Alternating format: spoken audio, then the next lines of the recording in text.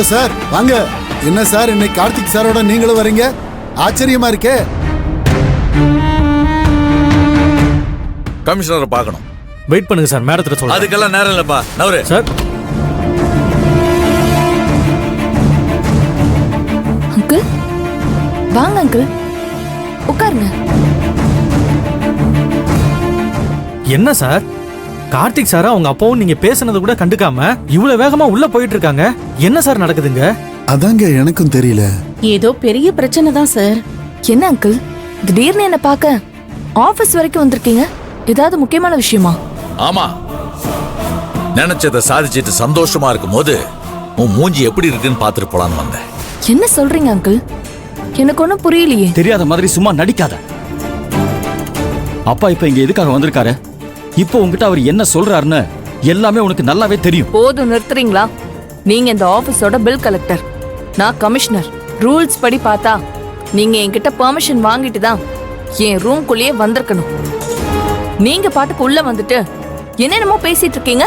நீங்க பேசாம இருங்க. ஏய் கண்ணே,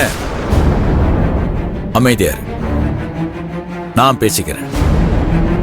நினைச்சதை சாதிச்சிட்டேல்ல, இப்ப சந்தோஷமா? நானு, என் பையன், என் மருமக எல்லாரும் அழுது புலம்பணும், கதறி துடிக்கணும்.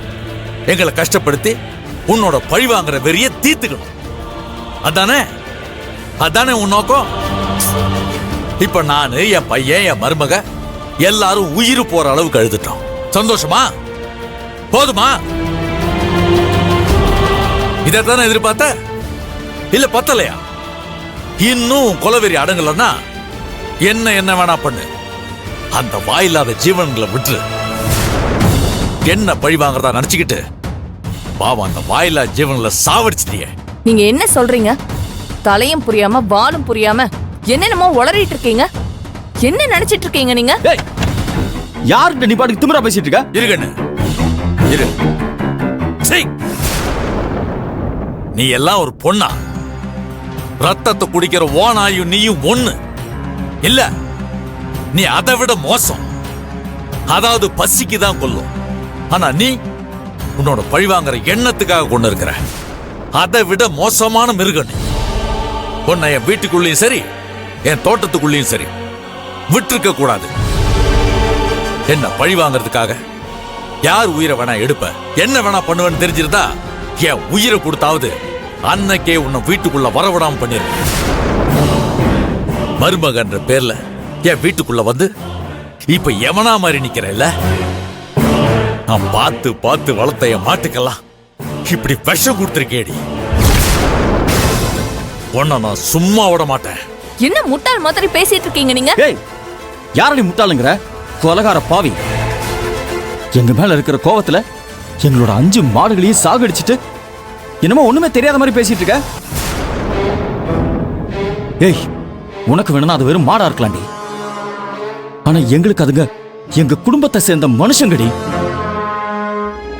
எங்க ரேஷன் கார்டுல அதுங்களோட பேர் இல்லையே தவிர எங்களோட மனசுலயும் உசுர்லயும் எப்போ நிறைஞ்சிருக்கிற வசந்த ஜீவண்டி அதுங்க.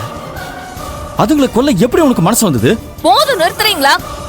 இதுக்கு மேல ஒரு வார்த்தை பேசுறீங்க நல்லா இருக்காது. சும்மா கத்தாத. எதுக்கு நீ தோப்புக்கு போன? யாரை கேட்டு நீ தோப்புக்கு போன? அந்த வாயில்லா ஜீவனுங்களுக்கு எல்லாம் விஷத்தை வைக்கிறதுக்கா? அந்த வாயில்லா ஜீவனுங்களுக்கு விஷத்தை வைக்கும் போது உன் மனசு துடிக்கல? ஐயோ, இப்படி ஒரு பாவத்தை பண்றோமேன்னு குற்ற உணர்ச்சியால உன் மனசு கடந்து துடிக்கல? உனக்கு எப்படி மனசு துடிக்கும்? உனக்கு இதயம் ஒண்ணு இருந்தா தானே துடிக்கும். அங்கிள், நீங்க வீணா அபாண்டமா என் மேல இப்படி பழிய போட்டுட்டு இருக்கீங்க.